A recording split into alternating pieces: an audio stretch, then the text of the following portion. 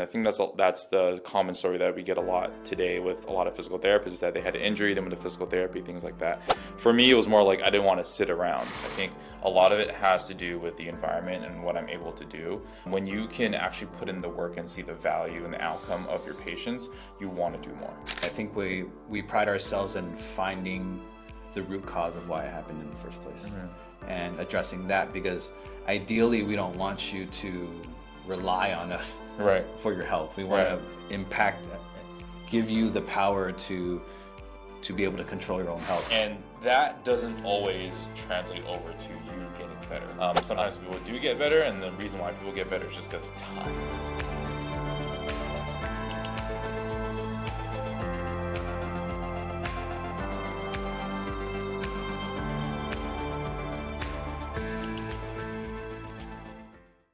Welcome to the HealthFit Huddle, where we keep you mobile and active, away from painkillers and surgery, so you can get back to the activities that you love. I'm Dr. Jason Hahn, CEO and co-founder of HealthFit Physical Therapy and Chiropractic. Each week, I'll be joined by a special guest as we explore the latest in wellness, share tips for staying healthy, and discuss real-life success stories. Today, I'm really excited to introduce a member of our HealthFit team, physical therapist, Dr. Wayne Wu. As a local guy here in the San Gabriel Valley, he's been with our team almost 2 years now. 2 years. Number one, it's a great opportunity to chat with you on camera. Yeah, thank you for having me. And number two, it gives our current and future clients the ability to get to know you on a different level. Yeah. So welcome to the huddle, Wayne. Thank you. Appreciate it. Glad to be here. All right. We're going to get a little background on you. Yeah. Can you tell me a little bit about your upbringing, where you grew up? So I was born in Taiwan, and then came here to America when I was 2.5, and pretty much just grew up in Temple City all my life until college. Went down to San Diego State for undergrad, got my bachelor's of science in kinesiology, and then went over to Henderson, Nevada for my physical therapy, doctorate of physical therapy, and then worked in Arcadia for about 2-3 years, and then now I'm here in Pasadena for the past 2-ish years. So we all know you as this fun, goofy guy. Yeah. Were you a fun, goofy guy growing up? Tell me some stories. No. Well, yes and no. I tell this story to everyone that I meet. It's when I was 3.5, 4, my mom wanted me to go to preschool, and she was saying like, oh, you need an English name. And at that point I was like, well, I don't know what you want me to choose. So I was watching Batman at the time. And I had 3 choices. It was Alfred, it was Bruce, or it was Wayne. The first 2 got nixed, so ultimately it came down to Wayne. And I couldn't believe she let a 4.5-year-old choose his name, so here I am. That's probably that side. The really goofy side of me, I would say, was in that same house I grew up in. I was watching Tom and Jerry, and they slipped on a banana peel, and I was eating a banana. I put it in my kitchen hallway, and the kitchen hallway led into a rose bush. So I ran towards the banana peel, and lo and behold, physics, right? You slip on the banana peel and you go through that door, and I was head first into a rose bush, and that was pretty fun. Not so fun, actually. But I think as a kid, I was very quiet, very introverted. And then as I got older, I became a little more talkative, and I would always get in trouble in class for talking too much. But now working here at HealthFit, I think talking and really understanding how people work, and being the extroverted introvert that I am, it really does help kind of build a lot of connections with my patients. What do you think when growing up, what do you feel got you out of your shell? I think when I got to a point where I had to discover who I was, especially in middle school, I think by that point, both of my sisters had graduated high school and college. And so I was kind of on my own at home, and I really had to figure out how to navigate my own life without my sisters. And being the youngest, in an Asian household, you're kind of coddled, you're spoiled, and at that point I was like, I can't be the spoiled brat anymore, and I really had to grow into a person, into a human being that could actually relate to people and not be a spoiled brat. So yeah. So you're saying you're no longer spoiled? I don't think so.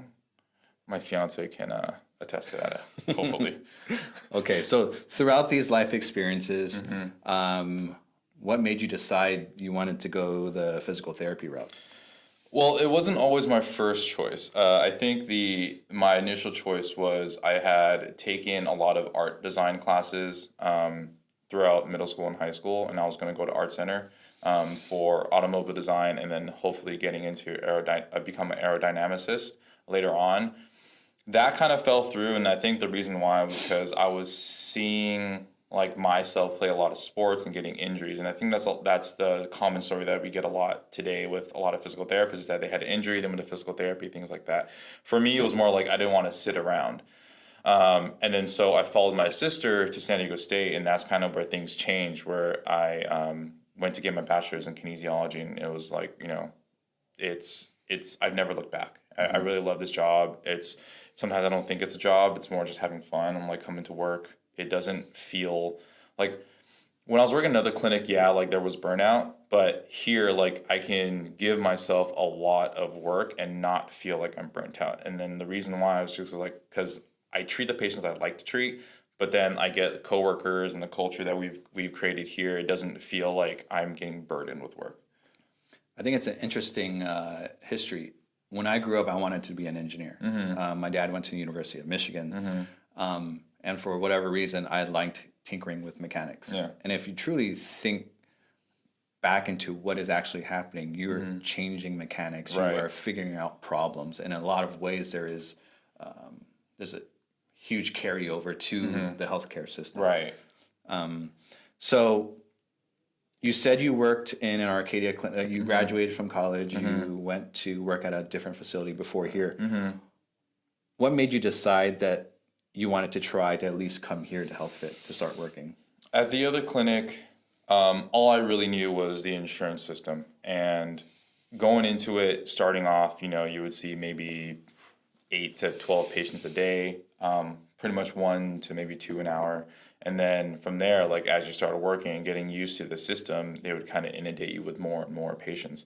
And it got to a point where I was seeing more patients than I could help.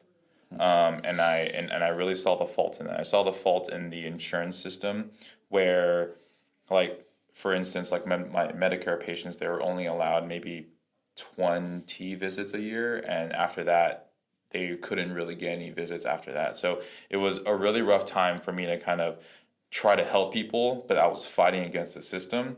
And so Dr. Daphne, we were friends on a Facebook group during COVID, and she kind of introduced me to this place, and lo and behold, like I interviewed, got the job, and it's been a blessing, honestly.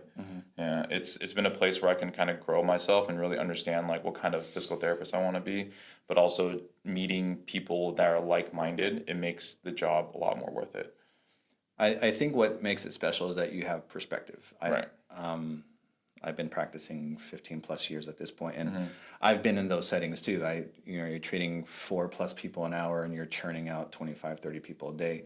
And even though you are a great clinician in that scenario, you're just limited by time. Yeah. And that's essentially why Dr. Kelly and we built this model to allow clinicians just like you to thrive as much as possible, to really kind of dive into the craft and get people better.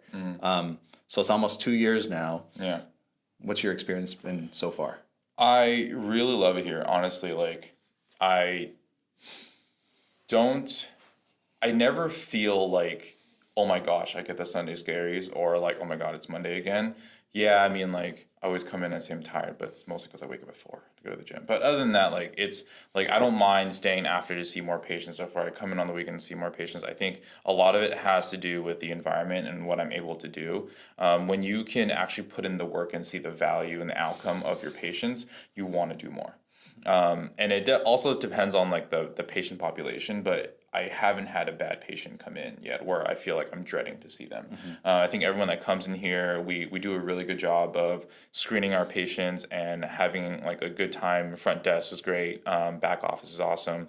And like I think the good thing about like what you and Kelly do is that you actually listen to the employees and what they want, and you guys do try to fix those problems to the best of your abilities. Like you can't give everyone what they want from a business standpoint, but from a leadership standpoint, like you guys actually listen to us and like actually try to implement those changes to kind of create a better work environment, right? And I think that's the biggest thing that a lot of clinics lose, is that when you try to tell management something that a problem needs to be fixed, it doesn't get fixed. So when it does get fixed, the clinicians or like the employees actually feel a lot better, and they feel like they're being cared for and listened to, rather than just being like, oh, like, yeah, that's the problem, we'll fix later on, never gets fixed. So time here has been great.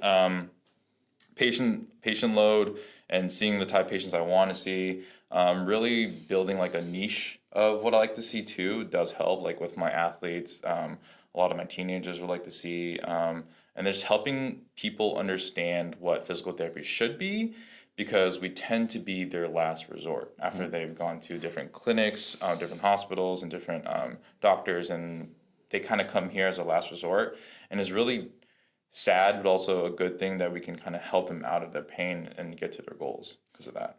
Yeah, I think something that you've developed here is you really have a drive to work with athletes. You come in on the weekends to treat them. I can see the relationship you've built with a lot of them. What is it about the athlete that kind of gets you going? I think it's also relatability. One of the things is like patient empathy, and you really understand how these athletes work, because that mindset of them wanting to get back to their sport is part of what makes them click, right? And then it's more of like a mental thing too, because if they lose the ability to participate in their sport or activity, it kind of gets them, right? And so like part of the mental health side, the psychological side, but I think every physical therapist can attest to this, is that their drive to do something and get better, when you tell them to do something, they almost do it to a T. Yeah, the teenagers tend to like kind of fight back with you and be like, oh, do I have to do this? And I'm like, yeah, you kind of have to, because like if you don't do this, like you can't get to here. And that happens all across the spectrum. But I think with them, they're a lot more attentive. They're more fun to work with. Doesn't mean that, you know, my weekend warriors aren't fun to work with. They're fun to work with too. I think it's really nice to inspire these kids, because I know I've had maybe one or two kids come up to me and they're like, hey, like I'm applying for college and I'm going to apply to, you know, to a school that has kinesiology, and I want to become a physical therapist. And like, to me, that was like, oh, I'm actually making an impact, not just on the injury side, but like in their livelihood. And so like, I think that's also something that's really important to me, and letting them understand like what physical therapy should be versus what it's not. The majority of your time here at HealthFit, I was with LAFC. Right. Obviously, I would have wished I could spend more time with you guys, but during that time, I've been able to bring some of the techniques, some of the strategies that I was doing at LAFC to you guys. Like, out of that, what do you think resonates with you? I think the application of how you treat athletes versus how you treat the normal lay person. I think and this has happened, like we were just talking about this earlier, is that like I'm getting a lot of athletes going through CIF right now. A lot of them have competitions, tournaments, things like that, and it's more of a deadline basis versus like we have all the time in the world. So kind of coming up with that game plan and understanding like, hey, we can get you to do something. Just know that there's a possibility of, you know, some discomfort, but I still want you to be able to participate in your event or tournament or whatever. And then once that's over with, okay, let's come back, get back to the drawing board, get you healthy for next season. And I think that's kind of a different perspective versus having all the time in the world. Like, you know, with, you know, a few of our athletes now, having a tournament in Europe and just making sure that he's good to go. CIF baseball right now is going on. And I think that is one of the perspectives that I didn't have before, but now that I do have sort of a gist of things, it's very easy to kind of bounce that idea off of you and be like, hey, look, does this work? Does this work? Do we need to change this? And it's very easy to just text you and be like, okay, what do we need to do? And you give me answers right away, and then we implement it, and it always works. Yeah, I think when you're dealing with athletes, looking at the bigger picture, understanding that it's rare that they ever feel 100% on the field, especially if it's mid-season or during the playoffs, right? So just looking at the entire picture, and our number one job is to ideally get them back to the activity. Yeah. But number two, not risk their overall health, their livelihood. So it's really like this balance that you've really come a long way during this process. How would you describe your overall approach to physical therapy? There's tons of different types of physical therapists. Right. What do you think makes you special, makes us special? For me, I never liked telling my patients to stop doing something or doing what they originally came here for. So let's say like I get a weightlifter that comes in and they're like, "Oh, I injured my back doing, squats or cleans and the doctor told me to stop doing X, Y, and Z." And I'm like, no, keep on doing it. We just have to modify the intensity and the volume that you're doing. Keep on doing it, because if you stop doing it, you're going to feel a lot worse going back, right? That's the one thing that I try to give my patients, kind of something for their mental health and their psyche going into it. Number two is really more exercise based. I'm decent with manuals, but I think the best thing is really understanding that physical therapy is more of like your training in the presence of pain, right? And as we kind of go through rehab, that pain level goes down, and then the training side gets a little more. And that's kind of what we're here to do, and we'll kind of coach you through that, and kind of talking to patients about the mental side of things. I think that's one thing I get with a lot of my athletes coming out from a really big injury like an ACL. The psychological aspect of getting back into a game setting is a very big thing, but also like with patients that have chronic pain, I'm trying to talk them through all of that. I think one of the missing links that I found recently in the past 3 months was talk to my patients about nutrition, getting them to just eat a little more protein just because we're trying to build a little more muscle, and that's kind of helping with the recovery versus them being sore all the time. But here at HealthFit, it's pretty much the same message, right? We really want you to get back to doing what you love to do without having to take painkillers, without having to have surgery if possible, without having to compromise your livelihood and your life goals for the pain that you're in, right? We're going to do the best we can, and if we can't help you, we'll try to find someone that can help you.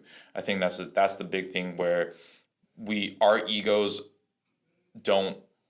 aren't in the way of helping our patients. It's always patient first, right? And I think that's what has helped me become a better physical therapist here. Can you give me an example of a patient that stands out in your mind that was a little bit skeptical before coming in, and then how you were able to get them to overcome those challenges and actually see the light to where they could possibly be? Right. Oh boy. I think the one that stands out the most was one of my ACL patients beginning of last year, almost about 14 months ago. She was about 6 weeks pregnant, was skiing, got hit by a snowboarder, tore her ACL, MCL, meniscus root tear, tibial plateau fracture. And it's kind of a big thing, especially when you have that type of injury and also you're pregnant, right? You're worried about your kid. Are they going to survive? Things like that. And going through the process, it was fighting with the hormonal balance, the weight gain, the things of, we have to keep this baby healthy, so you're going to eat right. And battling with the healing process and the inflammation process. She's still here, but I think in the very beginning, she was kind of skeptical because, she was going to a hospital-based physical therapy system, and she was seeing the difference where, she was handed off to an aide, or maybe she wasn't getting the attention that she was needed, and she was maybe like there for 30 minutes at a time when it would take her about 45 minutes just to drive there. Versus here, she would come here and spend the full hour, if not a little bit more if I had more time to be with her. And that's kind of what clicked for them, was that they understood the value for what they were paying for, but also the value of time. And getting that one-on-one time is what people kind of see more, especially when they transition from another clinic, or maybe they're going to two places at once. That's kind of that's one of the patients that has been with me the longest, and really trying to navigate all the bumps in the road, And that's really helped me, especially kind of come up with like a different game plan as things come up. Yeah, I've definitely seen her progress. Right? Yeah. You know, I've jumped in a few times here and there, but it's a testament to you, your problem solving, the connection, because even in the beginning, if they don't trust you, it's hard to even do, like if you're trying to get a joint to move, that's painful. You know, there's part of it that is the pain of doing it, but also them trusting you and their bodies allowing you to do the work. Right. So it's a huge part of your success here and that patience that you've displayed over time. So other than physical therapy, on your personal side, what kinds of things do you like to do? Besides lifting and eating, I don't know. So you wake up at 4 every morning. Yeah. And then what's your routine? So wake up at 4, get ready, go to the gym by like 5, maybe 5:30 if I get up kind of late. I'm in the gym for about an hour and a half, come here, and then I go home, shower, and I come here. But other than that, like I am still into motorsports, so like, you know, all the engineering and then like the aerodynamicist side. I watch a lot of F1, a lot of like GT3 cars, endurance racing, so I'm into that. I have a few friends that are PTs in the motor racing world, so I get to connect with them kind of on that standpoint, kind of see what they're doing on the hydration side and also the PT side. I love cooking, and we talk about this a lot about like grilling and cooking. So like once I get my house remodeled, then you guys can come over and eat. But I really want to cook for everyone. I think cooking and physical therapy is very well connected, because you're creating something out of these ingredients, and then you're making something, and when people eat it and they're happy and they're smiling and they say it's good, it makes you feel good inside. It's just like when a patient feels like, oh, you're doing X, Y, and Z to kind of get them back to doing, let's say like picking up their grandchild or something. Like now they're like, oh, hey, over Christmas I was able to carry my grandchild for like 3 miles without putting him down and without any back pain. It's like, oh my God, that kind of warms your heart a little bit, and it kind of motivates you to do a little more. So I think like those two are always really, really well connected. That's kind of the main things. Nothing crazy yet. Well, you definitely have an exceptional drive and discipline. And I would say behind every strong man, there's a lot of times there's a very strong woman. You recently got engaged with Claudia. Tell me a little bit about her and her role in your entire life, in your career, in your personal endeavors. Oh, okay.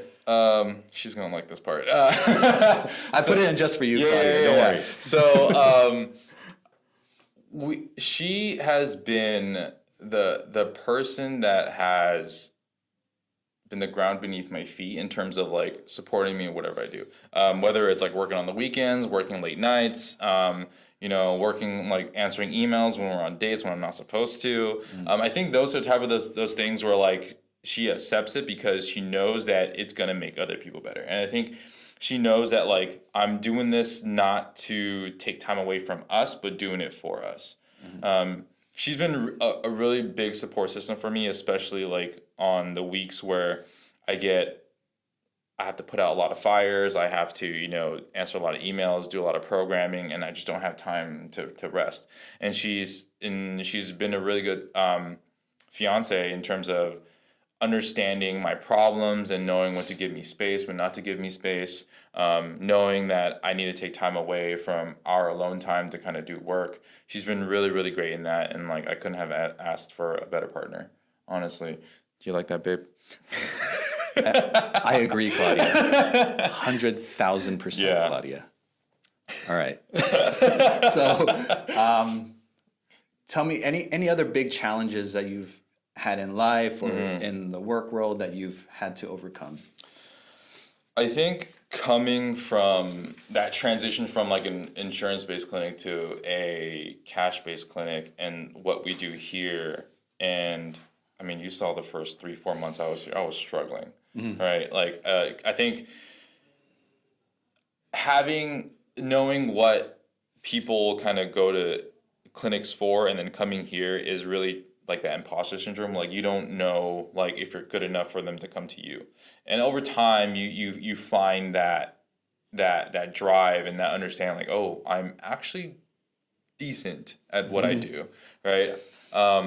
And you learn as you go. You learn from experience. You learn from your coworkers. You learn from, Jason. You learn from Kelly, and you learn just what makes you as a person, but as a physical therapist. Because when people come here, yes, they come for the physical therapy, but I've noticed that they stayed for the clinicians and for the culture, right? We create something that's been great here, that has helped patients feel better when they walk in. It's that experience where, like, learning how to be approachable, where when people come in here for the first time. I think that's the biggest challenge for me, was just trying to make myself feel wanted. Is that it? We want you. Yeah, thank you. It might just be the youngest sibling thing. I don't know. But it's really nice when patients come in. They're like, "You did a good job." I'm like, "Oh, thanks." But it could be an Asian parent thing where I just like childhood trauma. Well, you get to see Mama Han. My mom comes in from time to time. Yeah, so she's very nice. Very sweet. You get an idea of what I had to not deal with, but what makes me special. Yes. Yes. With that being said, what advice would you give someone that is dealing with some type of problem, like a physical problem, and is a little bit skeptical about whether physical therapy or chiropractic would help them? What would you say? And I say this to a lot of my patients who like bring in referrals and they're kind of iffy about it. One great thing we do here is we offer discovery visits, and I think that's really helped me and my patients' referrals. I think of physical therapy as dating, right? When you're in an insurance system, you don't really get to date around your PCP or your doctors. I think coming here, and since we offer that, you get to kind of understand what the clinic is and understand what physical therapy is in like a 20-30 minute free session, right? And just getting to know your clinician that's going to treat you, building that rapport. Because if you can't build that connection, you're not going to put in the work to get yourself better, right? And that's for some people. Some people just come in, they're like, hit the ground running. And I think it just depends on where they're coming from a mental side. And if it's a first-time person, we always try to go a little bit slower. We try not to push too many things. Just like I said, it's like dating, right? Take your time, ask all the questions. There's no such thing as a stupid question in my book, but ask all the questions. I think it's a fault of mine that I give out my phone number and my email, so I get texts and emails all day, but it does help the patient understand that I have a direct contact with my provider.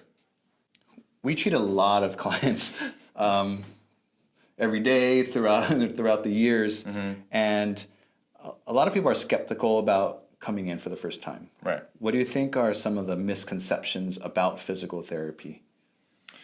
I think one of the biggest ones is knowing that you need to understand who and what you're coming in for, but also one really great thing that we have here is we do discovery visits. And so it's kind of like dating your clinician, right? Almost like speed dating. So like with our discovery visits, we do like 20-30 minutes, and it's really nice for, our patients and their referrals to come in for the first time that have been kind of hesitant, and really just kind of seeing the facility, seeing who we are as a clinic, but really trying to build that rapport. But I think one of the biggest misconceptions that most people get is like, oh, you go to physical therapy, you get like a massage, you get a heat pack, an ice pack, some TENS unit, and then you get handed off to an aide. And that doesn't always translate over to you getting better. Sometimes people do get better, and the reason why people get better is just because time. Right, it's not because, and then what happens is they feel better, they go back to doing an activity, and they hurt themselves again. They kind of get into this cycle. So what we do here is, kind of that one-on-one time, and then and like really trying to create a plan of care that's going to load our patients that's very similar to their goals. And then when they come in here and they've come from another place, it's a different vibe. Yeah. Yeah, I think we pride ourselves in finding the root cause of why it happened in the first place, and addressing that, because ideally we don't want you to rely on us for your health. We want to impact, give you the power to be able to control your own health. And if we teach you what's actually causing it, maybe it educates you in a way that's a little bit different from somewhere else. So moving forward into the future, what are some of your big goals personally and professionally? Tying the knot in August. Biggest With the love of his life, you, Claudia. Yes, love of my life. And then after that, we have the house remodel in January, and hopefully by mid next year, I can have everyone come over, cook for everyone. Finally, after saying that for like 2 years. Yeah. And then from there, honestly, I recently kind of got into this role. I mean, thank you and Jesus for doing this for me. But getting for me right now, being in the creative and then the marketing role now, and then working with Feliza, working with Jesus, and really just trying to build up the clinic in a way where we can get more organic leads, and really trying to inspire people to come in, but just be more inspired about physical therapy. If they're not even close to here, seeing our page, seeing our videos, and kind of getting understanding what physical therapy should be, so then when they go out and try to find a clinic, they can use that as a barometer. Right, and really trying to create a fun place to work at. I want everyone to feel what I feel here, and it's hard because I don't know. I just don't burn out yet. Right, till I have a kid probably, but I think it's just different. I think I operate differently. So really just making a fun place to work, and really making it so that everyone feels that we're not just coworkers, but we're family. Right. Yeah, I think with Kelly and I, one thing that we really stress about here is bringing in, yes, being a good clinician is important for, if you're doing physical therapy. Right. Yes, that's important. But number two, absolutely everyone needs to be a good person. And I see that inside you, that you just care. And you're going to do everything in your power to help get the result.